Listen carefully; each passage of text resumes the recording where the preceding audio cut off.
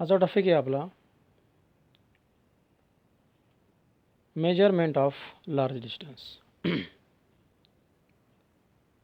आपल्याला लांबचं अंतर मोजायचं आहे. लांबचं अंतर मोजण्यासाठी आपण डायरेक्ट मीटर स्केल फूटपट्टी घेऊन त्या ठिकाणी आपण अंतर तर नाही मोजू शकत. सपोज आपल्याला त्या ठिकाणी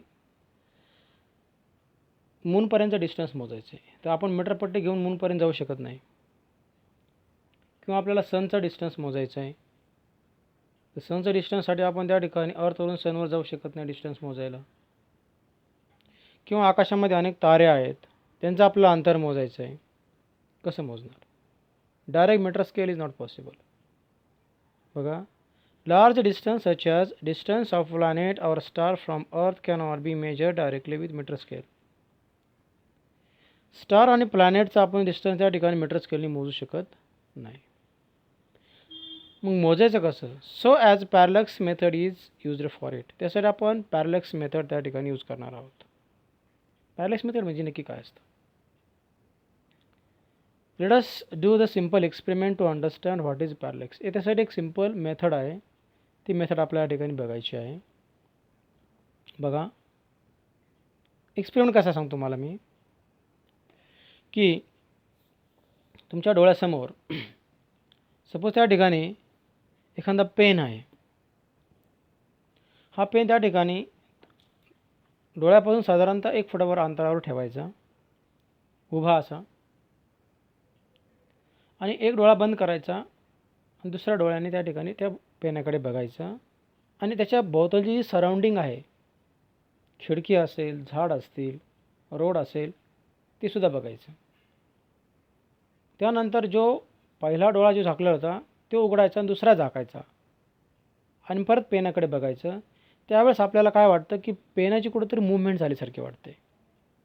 म्हणजे बघा इथे की ह्या ठिकाणी ही जी डायग्रॅम आहे, तर ह्या डायग्रॅममध्ये की आपण हे पहिल्या डोळ्याने बघतो, तर त्यावेळेस आपल्याला तो पेन हा पीपाशी आहे असं दिसतो, बरोबर आहे.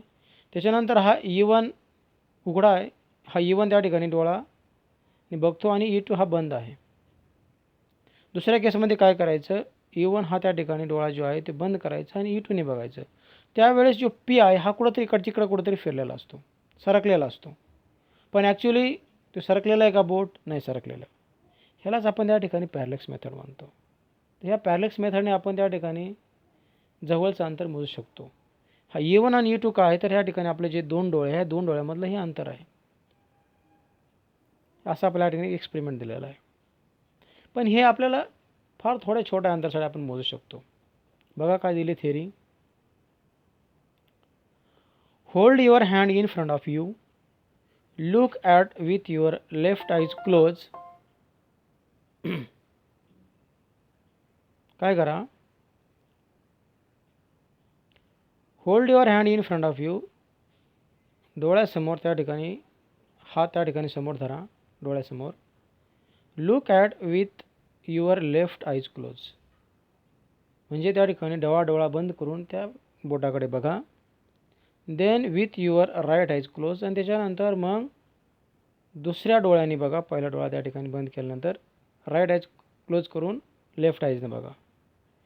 You will find that your hand appear to move against the background. त्यावेळेस आपल्याला की त्या ठिकाणी बॅकग्राऊंडपासून कुठंतरी त्या ठिकाणी तो जो हँड आहे किंवा फिंगर आहे तो लांब गेलेला दिसेल. This effect is called as parallax. आपण त्याला पॅरलॅक्स इफेक्ट म्हणतो. पण ॲक्च्युली तो जो बोट आहे त्या ठिकाणी कुठं असं दूर सरकलेलं नाही, फक्त आपल्याला तशी जाणीव होते. Parallax is define as apparent change in position of object due to change in position of observer. तर ह्या ठिकाणी ह्याला मी काय केलं आहे, त्या ठिकाणी असं मार्किंग केलं आहे. त्याची डेफिनेशन आहे, डेफिनेशन समजून घ्या. ॲपरंट चेंजचा अर्थ काय? टेम्पररी झालेला बदल. म्हणजे आपण ही जर डायग्राम बघितली तर ह्या ठिकाणी E1 कडून जर बघितलं तर P हा दिसतो. त्याच्यानंतर E2ने बघितलं, E1 जर बंद केलं तर P कुठं तर दुसऱ्या बाजूस सरकलेला असतो. म्हणजे काय झालं, ऑब्झर्वरची जागा जर बदलली. पहिल्यांदा ऑब्झर्वर E पाशी होता, त्यावेळेस ते P पाशी दिसत होता. जेव्हा ऑब्झर्वर E2 पाशी गेला तर त्या P पासून कुठेतरी सरकलेला असेल. अशाला आपण काय म्हणतो, तर त्या ठिकाणी म्हणतो apparent change by measuring the parallax angle theta. त्यावेळेस आपण ह्या ठिकाणी फिगर जी आहे फिगरमधला हा आपण थिटा आपण शोधतो. नोईंग द डिस्टन्स बिटवीन आयज E1 अँड E2. तर हे जे अंतर आहे E1 E2 हे आपल्याला माहीत आहे की किती अंतर आहे ते.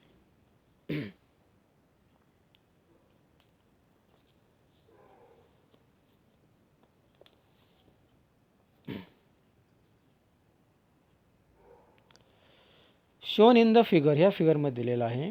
We can determine the distance of object us. तर त्यावेळेस आपण OP हे अंतर शोधू शकतो. का? तर आपल्याला E1 E2 एवढं हे अंतर माहीत आहे आणि आपल्याला अँगल बी दिलेला आहे. जर आपण त्या ठिकाणी मॅथमॅटिक्समध्ये बघाल तर मॅथमॅटिक्समध्ये हे बघा, ही एक सर्कल आहे. सर्कलवर त्या ठिकाणी हे बघा, ही एक रेडियस आहे आणि हा समोरचा असणारा आर्क आहे आणि हा अँगल थिटा आहे. तर आपला जो पहिला चॅप्टर आहे अँगल्स अँड इट्स मेजरमेंट मॅथमॅटिक्समध्ये, तर हा एक फॉर्म्युला आहे S equal to R theta. ह्याला आपण एस म्हणतो, हा आर आहे. S equal to R theta. R equal to काय भेटेल आपल्याला? S upon theta. आता हे आपल्याला कर्वमध्ये दिसतं. काय दिसतं? कर्वमध्ये. पण याचं आपण जर त्या ठिकाणी फार छोटंसं जर अंतर घेतलं, फक्त एवढं जर अंतर घेतलं फार छोटंसं, तर आपल्याला ती सरळ लाईन दिसेल. म्हणजे आपण त्या ठिकाणी सपोज त्या ठिकाणी भरपूर मोठा असा सर्कल घेतला आणि त्या सर्कलमधला फक्त त्या ठिकाणी फार फार छोटा असा अँगल घेतला, एवढा अँगल, तर त्यावेळी सरळ लाईन तयार होते. आणि त्या सरळ लाईनला आपण त्या ठिकाणी डायग्राममध्ये जर बघितलं ते काय म्हणतो? E1 E2 म्हणतो. सरळ लाईनला आपण E1 E2 म्हणतो. हा E1 E2 काय करतो? याचं काम करतो. इथं E1 आहे आणि इथं E2 आहे आणि इथं अँगल थिटा आहे. हा थिटा फार छोटा आहे आणि हे अंतर काय आहे तर आपलं OP किंवा E1P आहे. दोन्ही सेमच आहे. As distance of planet from अर्थ आर व्हेरी लार्ज. जर त्या ठिकाणी प्लॅनेट आपल्याला जर अर्थपासून जर त्या ठिकाणी प्लॅनेटचं अंतर मोजायचं असेल तर त्यावेळेस त्या ठिकाणी हे अंतर फार जास्त असतं. तर ह्या दोन डोळ्यांनी त्या ठिकाणी आपल्याला सहजपणे त्याच्यामध्ये पॅरलेक्स आहे किंवा नाही जाणीव होत नाही. म्हणजे आपण जर त्या ठिकाणी एक डोळा बंद केला आणि त्या ठिकाणी सनकडे बघितलं मॉर्निंग टायमाला आणि त्याने दुसरा डोळा बंद करून परत बघितलं तर सनची जागा बदललेली असेल असं आपल्याला जाणीव होत नाही, कारण ते डिस्टन्स जास्त आहे. का? तर E1 E2चं अंतर कमी आहे. मग त्यावेळेस काय करायचं? तर त्यावेळेस आपल्याला अर्थचे त्या ठिकाणी 2 पॉईंट घ्यायचे. किती पॉईंट घ्यायचे? अर्थचे 2 पॉईंट घ्यायचे. ते तुम्हाला डायग्राम दाखवतो मी.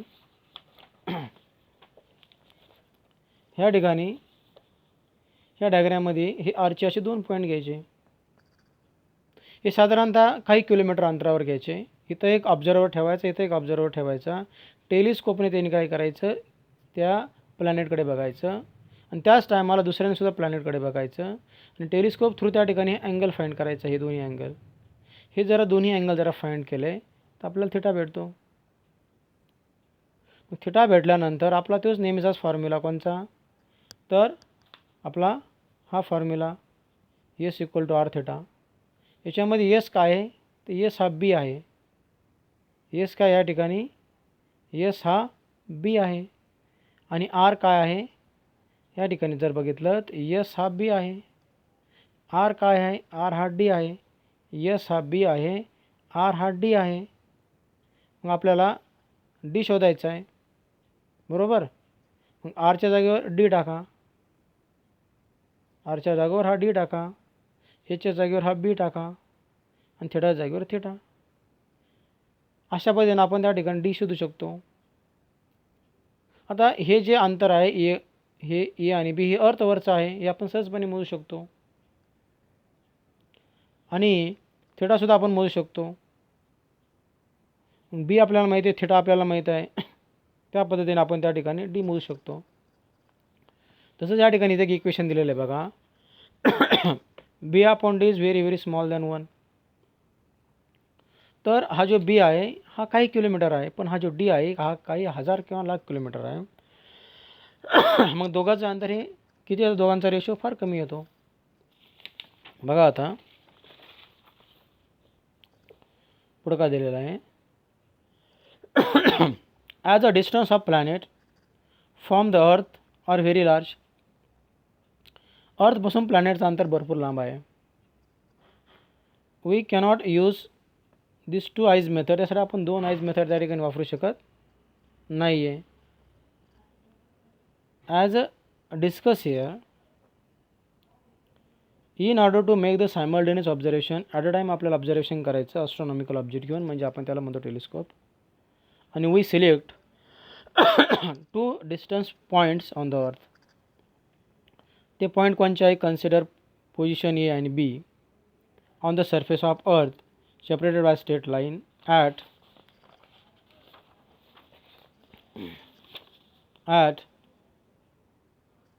distance b as shown in figure 1.3. आपण या ठिकाणी ही डायग्राम तुम्हाला पूर्णपणे एक्सप्लेन केलेली आहे आणि तसंच त्या ठिकाणी थिअरी पूर्णपणे दिलेली आहे. 2 मिनिटात आपण थिअरी वाचूया. Two observer at this 2 points observe a distance planet yes simultaneously. या ठिकाणी एक ऑब्झर्वर आहे, बी ठिकाणी एक ऑब्झर्वर आहे. ते दोन्ही ॲट अ टाइम्स त्या ठिकाणी कशाला ऑब्झर्व करतात, एसला ऑब्झर्व करतात आणि टेलिस्कोपने आपण अँगल फाइंड करतो. We measure the angle A S B. त्या ठिकाणी आपण हा एक अँगल फाइंड केला, हा एक अँगल केला, तिन्ही अँगलची ॲडिशन 180 येते. हे 2 सापडले आपल्याला सहज भेटून जातो. आपण काय त्या ठिकाणी त्या प्लॅनेटवर जाऊन आपण अँगल नाही मेजर करू शकतो. आपण हे 2 अँगल मेजर करणार, त्याच्यानंतर हा फाइंड करणार ट्रिग्नोमेट्री मेथडने. काय झालं, angle A S be between the 2 direction along which is planet is view is this 2 points. This angle is represented by theta. तो अँगल आपण थिटा बघतो आणि त्याच अँगल आपण पॅरलल अँगल सुद्धा म्हणतो. As a planet is far away. Planet भरपूर लांब आहे. Distance of the planet from earth is very large. भरपूर लांब आहे. म्हणून जर बघितलं आपण तर बी upon is very very less than 1. तर त्या ठिकाणी हा फका आहे, तर व्हेरी व्हेरी लेस दॅन 1 आहे. Therefore theta is very small. Theta फार छोटा आहे. We can thus consider AB is an arc of length B. तर काय करणार आपण, त्या ठिकाणी हा बी काय, तर त्या ठिकाणी आर्क आहे. तुम्हाला आधीच डायग्राममध्ये एक्सप्लेन केलं की बी त्या ठिकाणी काय आहे, तर एक आर्कचं काम करतो. म्हणजे ही जर डायग्राम बघितलं तर ह्यू काय, त्या ठिकाणी आपण कन्सिडर काय केलं आहे, बी कन्सिडर केलं आहे. आणि सर्कल आणि डी काय, त्याची रेडियस आहे. या ठिकाणी ऑलरेडी आपण बघितलेलं आहे, तर डी काय त्याची तर रेडियस आहे. त्या पद्धतीनं आपल्याला काय करायचं, आपल्याला ह्या ठिकाणी हा जो फॉर्म्युला आहे, हा फॉर्म्युला आपल्याला मिळतो. D equal to B upon theta.